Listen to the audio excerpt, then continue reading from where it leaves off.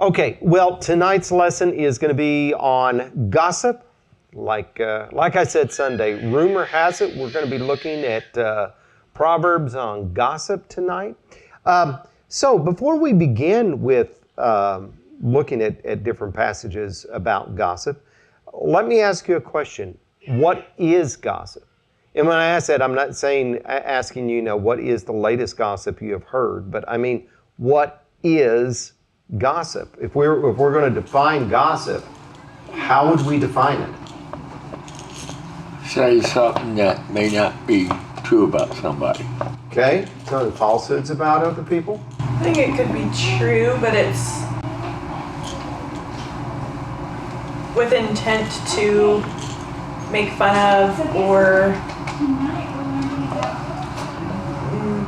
destroy somebody's reputation. Okay.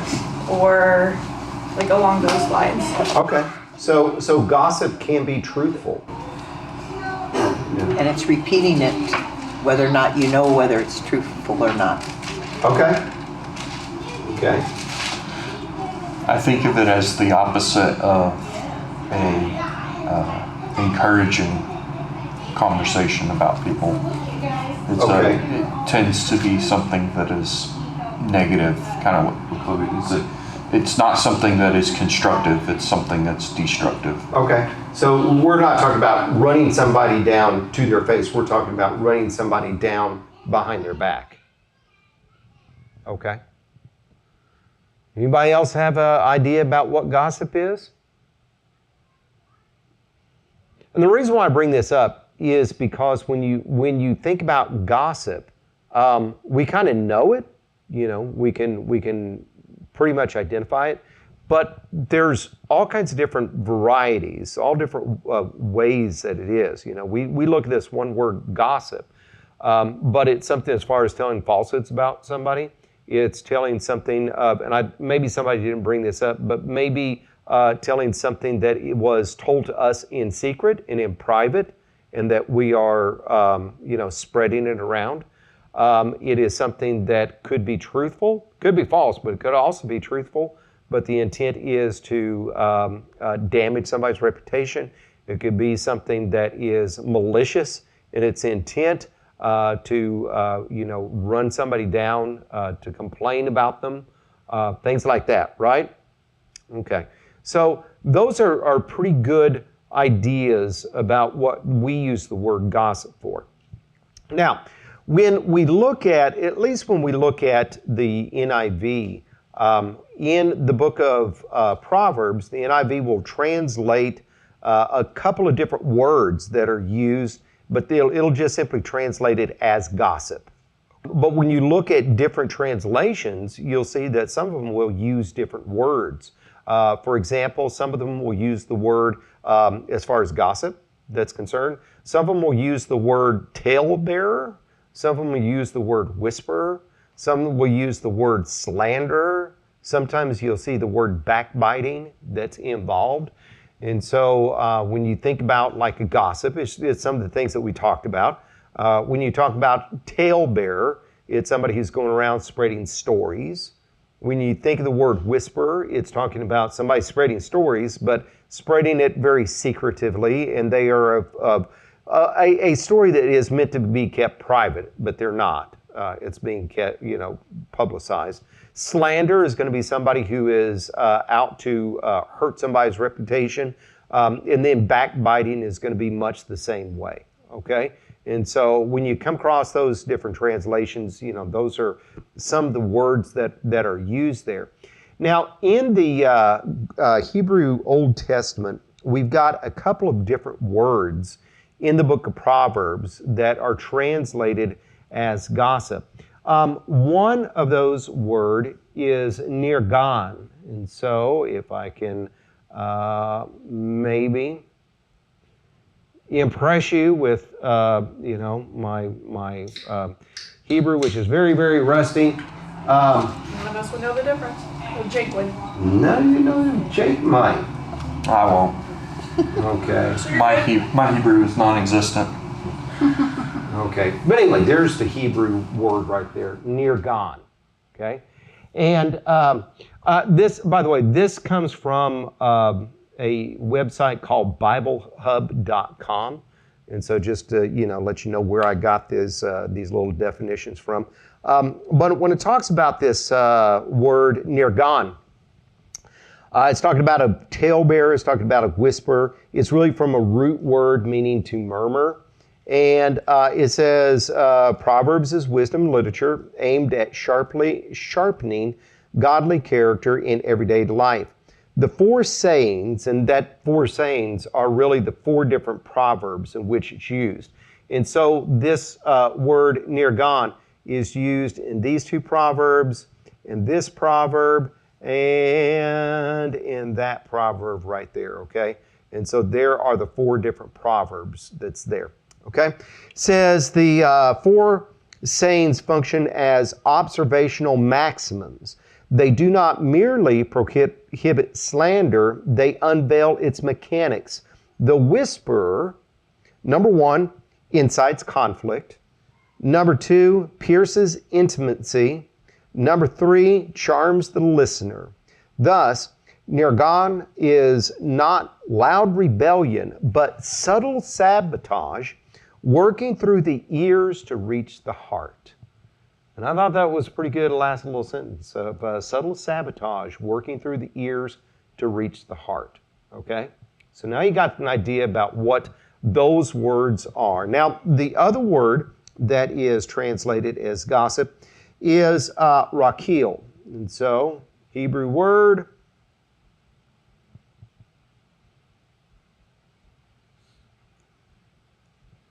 And you're right, I could probably just write anything up there and say anything and you just automatically take it, right?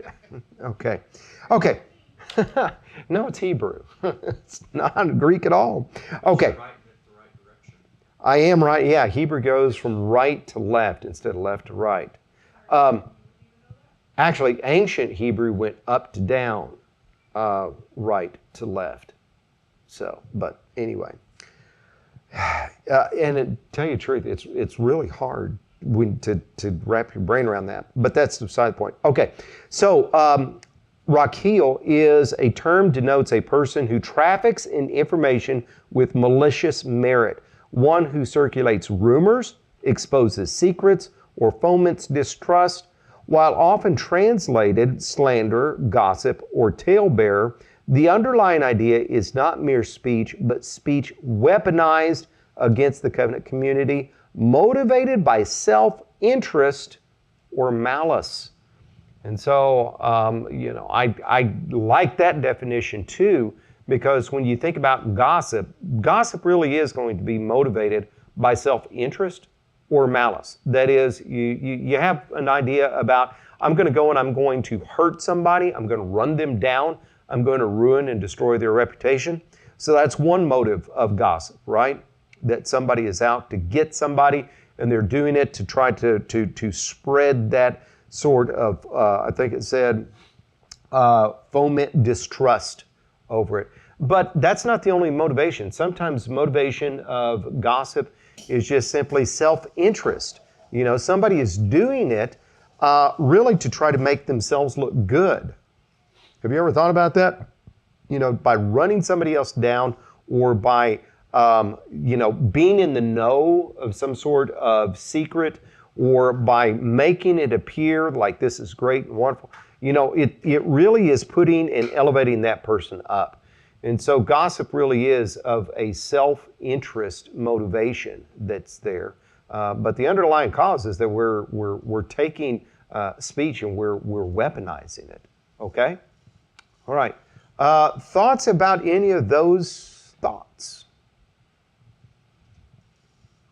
Okay. Well, for nirgan, like I said, it is this proverb, and this proverb. And so these words right here, or these proverbs right there, it's going to be nirgan. Now, rakil, we've got this proverb right here and this one down here. And so as we're going through here and you're kind of wondering, where what are these two different words in Hebrew as it relates to all of these proverbs, that's what we've got. Okay? Okay. Let's start with the very first one. Proverbs 18 and 8. By the way, does somebody want to look up Proverbs 26:22? Yeah. Somebody's looking at Proverbs 26:22. I got it. Will you like to read it for us? Well, I don't got it. I'm looking it up. Oh, okay. Get it Okay. in a second. Marge, Words are we? of a gossip are like choice morsels. They go down to a man's inmost parts. Okay. Word for word of what we've got right here. Okay. That's why I've got 18:8/26:22. It is word for word, including in the Hebrew. And so it is a word for word. It is a word for word repeat. Now, many times in Proverbs, we've got similarities that are there. But when I was looking at this and studying, I was like, wait a minute, this is a repeat. I don't know. I mean, maybe there's other proverbs that are actually repeated like that, but this is the first one that I've ever heard about, and it was kind of surprising me as I read it, because when you think about gossip, you think, oh man, there's going to be a lot of proverbs in the book of Proverbs on gossip. But really, we've only got these 1, 2, 3, 4, 5, 6, and one is a repeat. And so we've really only got 5 different proverbs that are there. And so you may think, oh, well, because we've got those just 5 proverbs, it's really not that big of a deal, right? But wait a minute. Why would somebody repeat one? Because of its importance, right? And so, that's what I'm thinking, is that, the fact that you got one that's repeated like that shows that it is, somewhat of an important sign. Okay, so 18:8 or 26:22, what we've got is it says, the words of a gossip are like choice morsels. They go down to the inmost parts. Okay, so when we look at this, we see a little bit about what gossip is, and that is that it's, here is the words of a gossip, and they are like, and so here's a comparison here, choice morsels. Anybody figure out what choice morsels are? Bacon. It's in bacon. I think Probably not, candy. since it's Old I think Testament. of little Bonbons. chocolates. I thought chocolate chips. Yeah, I think some translations translate it as dainty morsels or something like that. I mean, it's going to be something that is has an exquisite element to it. It's something that has that oh, this is fancy. This is choice. This is something that is really good. Okay, and so yeah, except in the Old Testament, don't think so. New Testament, we're under grace. For Jake, bacon. Everybody else, we're thinking confectionery. Okay, so here's the words of a gossip, and they're like choice morsels. They're going down to the inmost parts. Okay, and so when I look at that, I said that when you look at Proverbs, they're kind of like concentrated truth, and you can kind of expand them, and you can apply them in different regards, right? So when we look at this and we see here are the words of a gossip that's being compared to this very, yummy treat that's going down to the innermost parts, how are we going to apply that? What's one way that we can? Because there's several different ways. Do you like those yummy morsels? Okay. Take a bite and then you want more. Okay. Take a bite, you want more.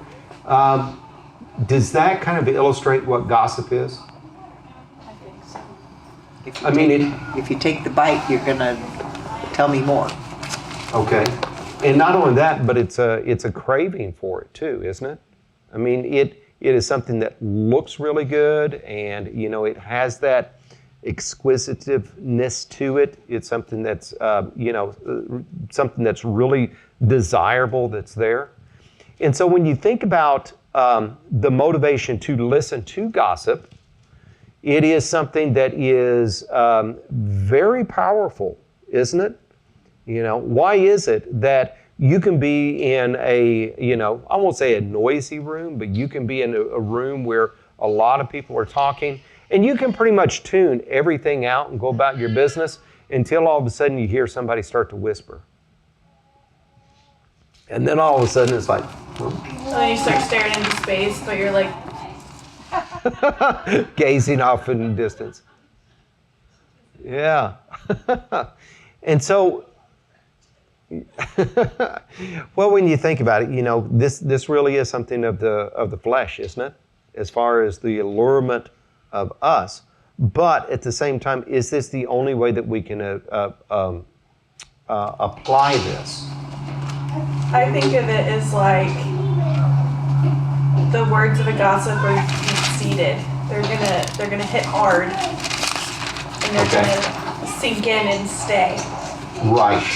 That's another way that we Chocolate can. and eat too much of it. Yeah. Well, it's the fact that that we're going down to the innermost parts, and so when you think about it, there may be something that somebody tells you that you're not going to remember 5-10 minutes later. But if somebody tells you some gossip, some really juicy gossip, then how much is that going to stick?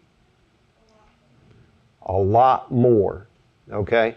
And so when we think about this power in this allurement of gossip, that's why when I read that one definition of it is a very subtle thing. It's not a loud shout. Instead, it just simply goes right past the ears down into the heart of the matter. Okay? Okay. Well, it's interesting, most things you tell someone, they're just kind of like, oh, okay, just average. But then, a lot of people, when they hear them go, I got this juicy story for you, or what the girls of the day like to say, I've got some tea for you. They're all like, oh boy. And it's just like, oh Never my heard that gosh. before. Spill the tea. You worked in a middle school, you never heard tea? I worked in middle school, but I tried to be as, Yeah. keep those middle schoolers as What far they- away what as they call it. possible. It's gossip. Spill the tea. Spilling the tea. Okay. All right. Anybody else got some more tea to spill on this before we? That's not how you use that phrase. No, it isn't. It isn't. Stick to the Bible, Stephen. Okay. We're going to do that. We're going to now talk about the next one. 11:13.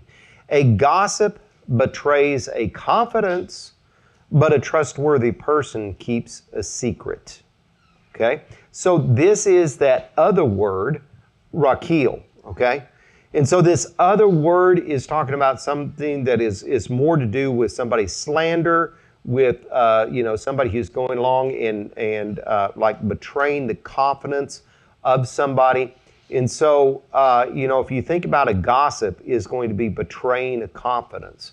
And so when you confide in somebody, then if somebody goes and starts to talk about that which you confided in them, rather openly, or even not openly, but start to spread it around, then it is something that is going to be really damaging to you, your reputation, to your emotions, because there's a reason why you wanted it kept secret.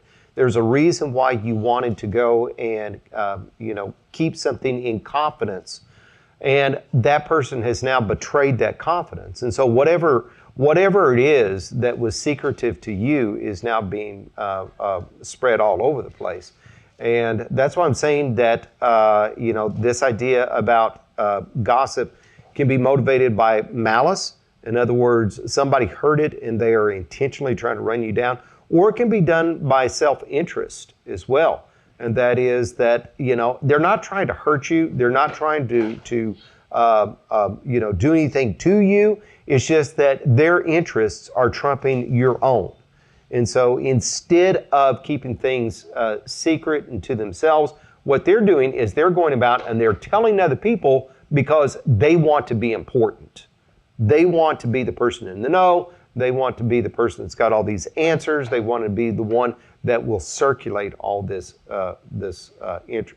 stuff. Okay, but there is the contrast, and that is a trustworthy person is keeping a secret. If you want to be somebody who is a trustworthy person, then you're going to be keeping a secret. You're going to be being trustworthy. And so, we have to ask ourselves, and that is, what do we want to be? Do we want to be known as a gossip, or do we want to be known as somebody who is trustworthy?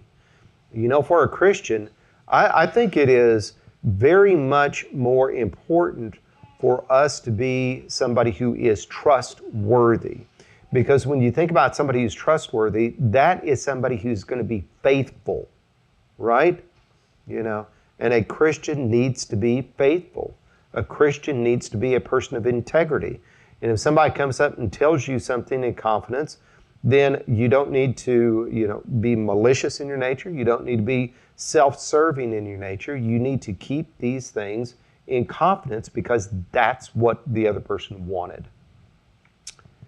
Okay. Unless I somebody's feel being like hurt. this proverb, a lot of proverbs, I guess, it has two wordings. Okay. Don't be the gossiper because you'll lose all of the confidence. Like no one will have any confidence in you. And it's also saying, be careful who you tell your secrets to. So it's going to more than one type of person. That's right. Which we are going to come back to with the last one. So, but no, you're right. I mean, that's what I'm saying as far as the proverb goes. A proverb is something that, you can go and you can apply in different ways. And it's okay to do that. Okay? All right. So now we've got chapter 16 and verse number 28. A perverse person stirs up conflict, and a gossip separates close friends. Okay? Okay. Now, let's look at this, and we haven't really been talking about any symmetry here with this proverb, but let's take a look at this symmetry here. Okay? And so one element that we've got here is perverse. All right? What are we going to pair perverse up with? A perverse person. A gossip. Okay? All right? So, what does a perverse person do? Stirs up conflict. And what does a gossip do? Separates friends. Separates close friends. Okay? Now, what is perverse? Perverse is just simply something that is going to be intentionally doing something away from a standard. And since the standard that we are talking about here is God's law, then what we're really talking about, a perverse person, is somebody who is going to be knowingly and intentionally ignoring and disobeying God's law or God's word. That's what a perverse person is. They're going to be saying, I don't care about God. I don't care about what God's word is. I don't care about what God's will is. I'm going to do what I want to do, and that's just the way it is. If you tell me that I shouldn't do that because the Bible says not to do it, I'm going to go ahead and do it anyway because I just want to do it. Okay? So that is somebody who is going to be perverse. Now, when you think about somebody who's perverse, what does a perverse person have a tendency to do? Stir up conflicts. Why is that? Because they want to. Well, because they want to, or more to the point, the root to perverseness is selfishness and self-centeredness and pride, right? I mean, I'm going to disobey God, and I don't care what God says or thinks or anything because I want to do what I want to do. Now, when you get a group of people who all have that same tendency, then is there going to be any kind of cohesion there? No, because everybody's going to be doing what they want to do. And if what they want to do is going to be hurting and harming somebody else, then that's just too bad because after all, I don't really care what God thinks or says, and if God says don't do it, I'm going to do what I want to do anyway. So can you see how a perverse person is going to be stirring up that conflict, right? Okay. Now, so when we look at Proverbs, we've got this first line that's there, right? Oops. We got the first line, but the second line is oftentimes going to be the real thing that we need to look at, right?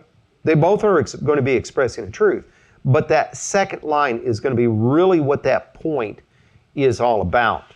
And so here we've got a gossip is going to be separating close friends, okay? So let's take a look at this for a second. Is a perverse person bad?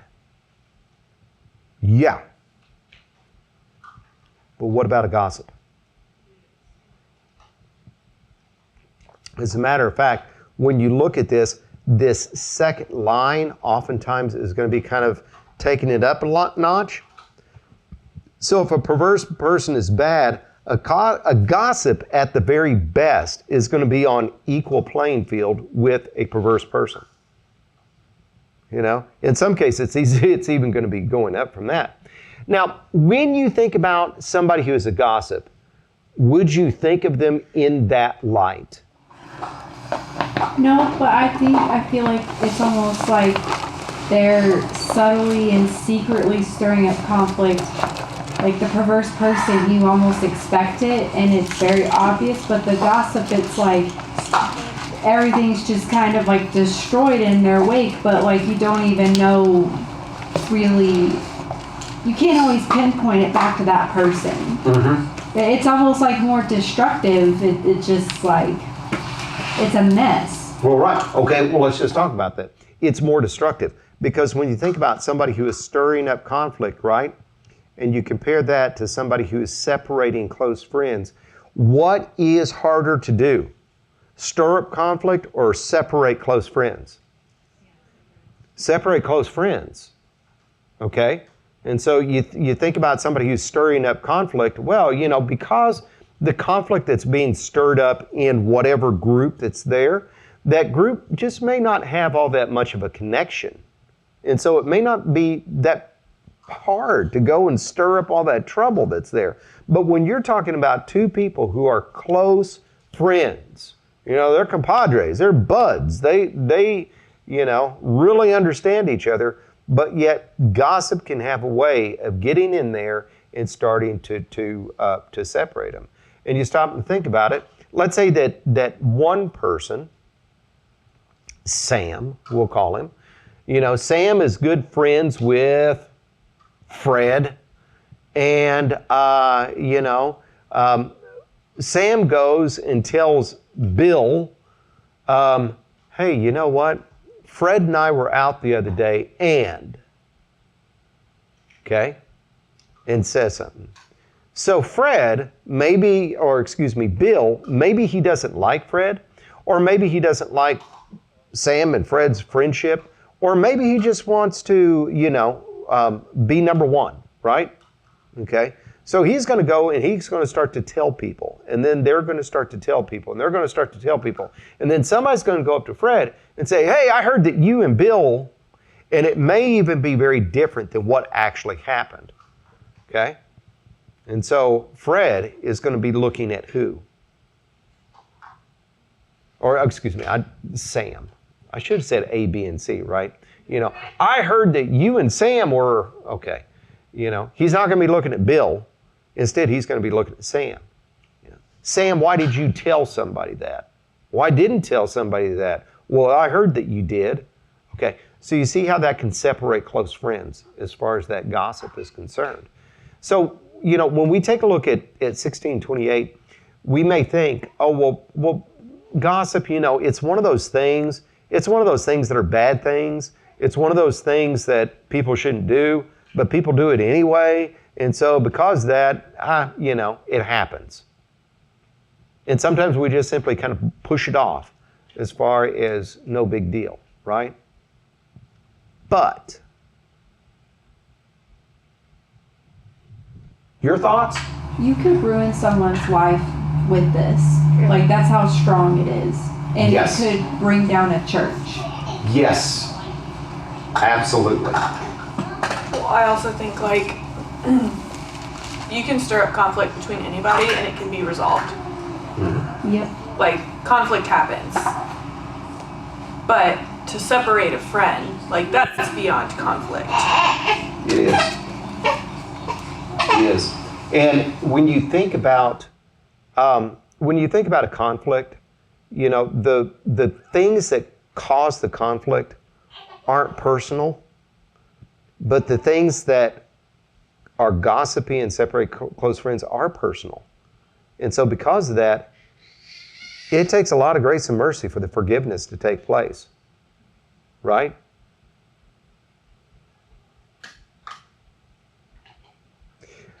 Anybody else got anything on that one? Okay. Moving on then. So 26:20. Okay. So 26:20 says, without wood, a fire goes out. Without gossip, a quarrel dies down.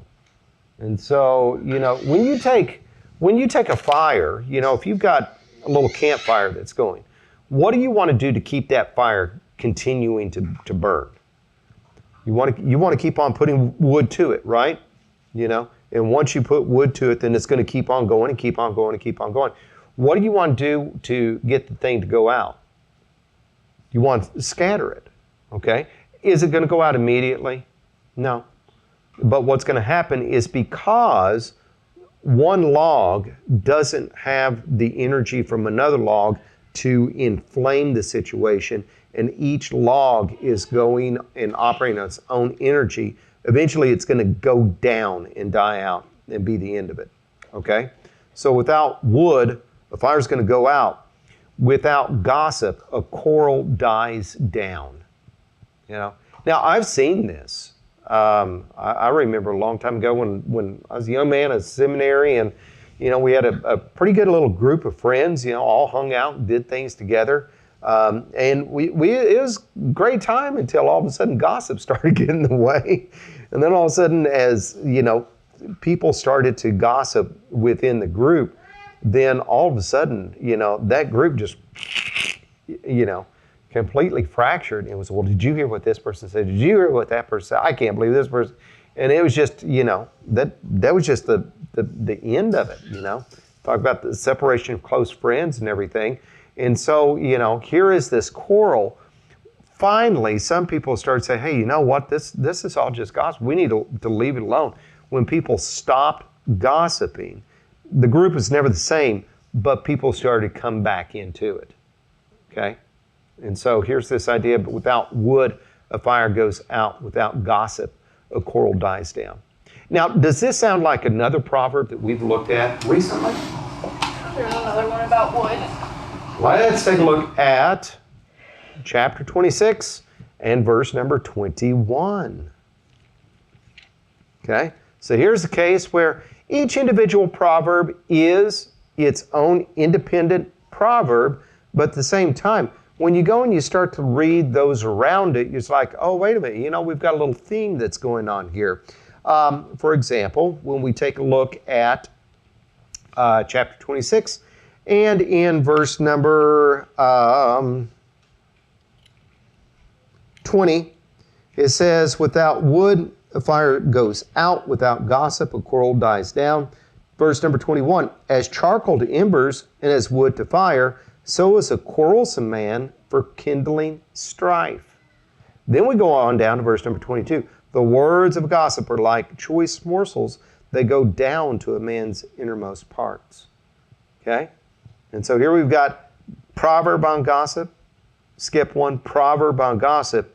But verse number 21 is very close in what its imagery is to verse number 20. And so as charcoals to ember, wood to fire, that's what we've got as far as a quarrelsome person for kindling strife. So, you know, you look at verse number 20 about wood. Without wood, fire goes out. Without gossip, quarrel dies down. And so you think about a gossip. A gossip is going to be somebody who's a quarrelsome person, right? And sometimes when you approach a gossip and you talk to them about it, they're really not trying to be a quarrelsome person at all, are they? They're just, trying to be a social butterfly. They're just trying to be in everybody's business and, circulate as to as many friend groups as they possibly can. And they're using that gossip to do it. But what they don't realize is that by doing that, they are somebody who is being quarrelsome because they are generating this quarreling. Okay? Some people who purposefully gossip and they would acknowledge that and enjoy it. But I think most people, if you just call them out on it and said you're gossiping, they just kind of go, what? And I'm not trying to act like I've never done that before. It just sneaks up on your soul, and then you're like, what did I just say? Right. At the same time, we got to remember about don't rebuke a fool according to his folly, or you'll be. I'm not saying you should do that. If you did that, I think most people would look at you shocked. Are you They're probably shocked, but at the same time, they'd backpedal real quick. No, that's not, I didn't do that. No, you're misunderstanding what I'm doing. And then as soon as they turn around, can you believe what? Yeah, so, okay. So what can we do about gossip? Well, here's chapter 20, verse number 19. A gossip betrays confidence. That's what we looked at back here with this first one, or excuse me, the second one. A gossip betrays confidence. So now we've got some advice here, and that is avoid someone who talks too much. If you know somebody who has a tendency to gossip, don't go share your innermost secrets with them. Don't go and tell them something that somebody else did or said. Don't go and just simply do something or say something that they can then generate into, a tall tale about you or a tall tale about somebody else. If you know somebody who is a gossip, then understand, hey, wait a minute, there's a danger out there. And so because of that, I just have to make sure that when I talk to them, I keep my words to a minimum with them. Okay? In my experience with this, whenever somebody is, I know they're gossiping, or I'm listening to them gossip and not stopping them, but also not enjoying what's happening, the only thing that runs through my head is, what do they say about me? Yeah. Whenever I'm not around. Yeah. That's right. A good way to stop it is to ask them. Yeah. I knew a guy in high school that was like that. He always said something negative about everybody, and one time I just asked him, I've heard you say something negative about everybody except me. What do you say about me? And he just stopped. Wow. He was mad at me, but he stopped. Yeah. I mean, there's a situation. I mean, like I said, gossip can kind of sneak up on us, and we can do it. We don't not even necessarily do it. So, if we're in a situation where we realize that we're around people, and all of a sudden it's okay to say, hey guys, I think we're getting pretty close to gossip here. Maybe we should change the subject. Well, I've said before, I don't really want to talk about that, or I don't want to talk about that person. That's not my business. Someone was trying to drag information out of me, and I just said, I really shouldn't say, and you just felt, they were just kind of I've hit a dead end with you. They just kind of walked out of my office. I'm like, yeah, thank you, goodbye. Yeah. So. Yeah, I think there's a saying I've heard too is that says something like, when somebody says, well, so-and-so's been talking about you, it's well, they're just giving somebody else a break. So, Don't talk. Yeah. All right, that's all I got. Do you have any comments or questions about this? No, but we'll talk about you later. All right. I was about to say, Somebody once said, if you ain't got nothing good to say about somebody, don't say nothing at all. Yep, that's it. I think it's easy to move from, I guess as a girl, easy to start out with quote unquote love in your heart, like talking to somebody about somebody else, like in a concerned way, and then it just slowly slips into gossip. Let's just from talk about there. everything we don't like about her. Right. Well, it can start You should off have heard what as- they said about you. There's a joke that it's not gossip, it's a prayer request. Oh, yeah. Yeah. Yeah. That's, Yeah, that's that can true. be Yeah. a line that sometimes we're lying to ourselves about, oh, it's a prayer request, when really what we're doing is just gossiping. Yeah, it's an That's true. excuse. Is that why you guys closed this door? Yep. That's it. That's why you've never seen the prayer sheet. Quentin. But it's not just Quentin that. is It's on the also, fly it's still. also that we live in a society where gossip is very common and it's so fun that people have a hard time controlling themselves and they'll just start talking. And it doesn't necessarily have to start out as a prayer request. We're just so used to it. We don't think about it. Yeah. And we think because we're with family and Yeah. we trust each other, or because we're with friends, like close Yeah. friends and we trust each other, or because we're talking about somebody who we're very close with, that gives us Yeah. a green light. And She's it's my not- best friend. I tell her it's not- everything, so I can tell her. Yeah, or that's, or I'm talking about my best friend. Yeah. You know, like I have a special privilege to talk. I don't think about it being gossip because everybody does it, and it's so fun, and it feels important, and it feels productive. But It makes you feel important. Yeah. No, I like what you said yes, about like the family yes, thing. it makes you feel important because you know these things that they don't. Right. Yeah. Seriously though, like family, like just because they're family or you're talking about another family member doesn't make it like any less what it is. Right. But and a lot of times it comes from insecurities too, because they're doing something that you don't agree with, and you're like, well, who's right, who's wrong? I mean, I think that's crazy, but am I crazy? And so then when you find people who agree with you, and you can all share in your disbelief about this other person, then it makes you feel more secure because you have people now supporting your opinion and that are kind of encouraging you, and you can all rally against this other person. So I think an important lesson there is when you find yourself slipping into gossip, maybe take a look in the mirror and figure out, what's going on in me that's making this feel good. Well, okay, that is one thing that we can stop and think about. Is what we're doing, is this something that's making me feel good, or is it something that is being constructive?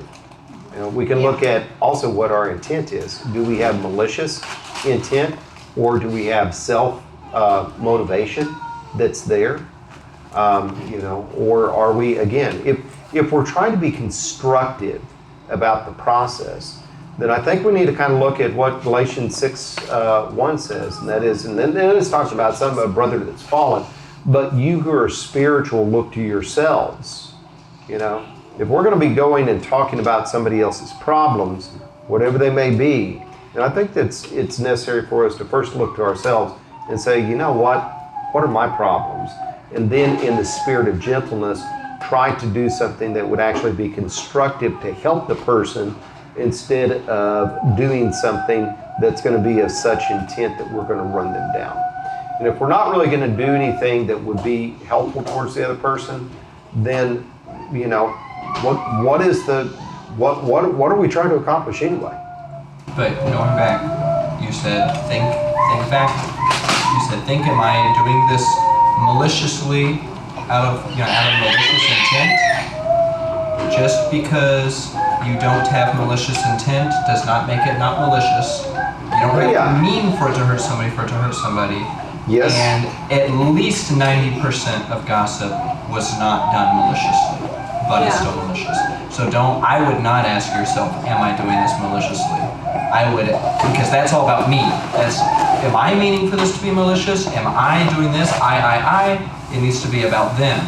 If they hurt me, would they feel attacked? How would they feel if they, it's not self-centric.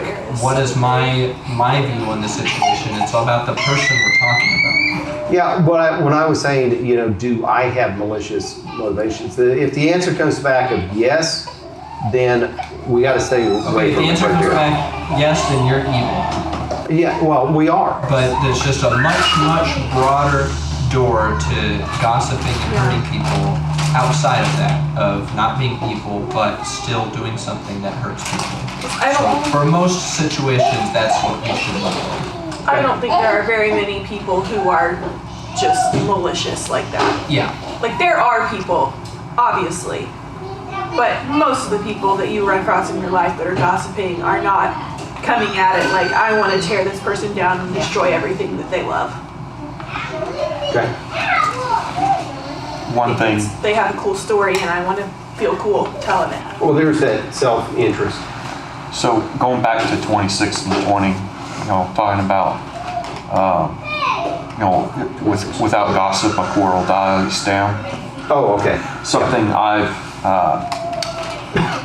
witnessed more often than I've witnessed with frequency is you'll have a conflict going on between two individuals, and you put in a lot of work resolving that conflict, leading those people or those two people on their own go and put a lot of work into resolving that conflict, and there's other people that gossip about that conflict, and it keeps dragging that conflict back up. Mm-hmm. And so instead of everybody being able to move on and do something constructive, everybody's getting drugged back into this. People that probably didn't know about it now know about it. Yeah. And are now like bothered by what has taken place, maybe, or are hurt by it. And so instead of this conflict being confined to people involved with it, and a good thing happening in that now it's been resolved, the Lord is able to be glorified in this. We've moved past this. There's forgiveness. There's all of this. Instead of us now being able to look at, they're going to talk about, can you believe what they were doing? And now that conflict's back. Yeah. Now these people, instead of the Lord being able to be glorified and that this conflict was resolved, we're talking about how this conflict existed and dragging these people through the mud and creating a much bigger scenario. Good point. Good points. All right, anybody else have any other points before we are dismissed tonight, since we're a little bit long? Okay, well then let's bow our heads.